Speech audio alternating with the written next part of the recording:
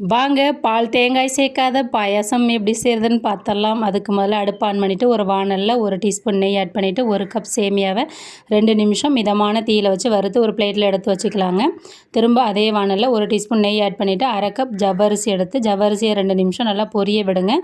பொரிஞ்ச பிறகு அது கூட 1 லிட்டர் தண்ணி ஆட் பண்ணிக்கிங்க. தண்ணி ஆட் பண்ண பிறகு அது ஒரு 4லேருந்து 5 நிமிஷம் நல்லா கொதிக்க விடணும். உங்களுக்கு தெரியும் ஜவ்வரிசி நல்லா திக்காகி பஞ்சு மாதிரி நல்லா வெந்து வரும்.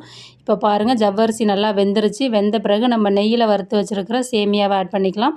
நான் வந்து பாயாசத்துக்குரிய சேமியா தான் ஆட் பண்ணியிருக்கேன். நீங்கள் உப்புமா செய்யக்கூடிய சேமியா செஞ்சாலும் வறுத்துட்டு ஆட் பண்ணுங்கள். 2லேருந்து 3 நிமிஷம் நல்லா கொதிக்க விடுங்க. சேமியாவும் ஜவ்வரிசியும் சேர்ந்து நல்லா வெந்துடும். வெந்த பிறகு வாசனைக்காக ஏலக்காய் தூள் 1 டீஸ்பூன் ஆட் பண்ணுங்கள். ஆட் பண்ணிவிட்டு 1 கப் சுகர் ஆட் பண்ணிக்கிங்க. இது 1 கப் சுகர் ஆட் பண்ண பிறகு நல்லா மிக்ஸ் பண்ணிவிட்டு இன்னொரு வாணலில் 1 டீஸ்பூன் நெய் ஊற்றி முந்திரி திராட்சையை வறுத்துட்டு நம்ம பாயாசத்தில் சேர்த்தனா நமக்கு சூப்பரான சுவையான பால் தேங்காய் இல்லாத பாயாசம் தயார்.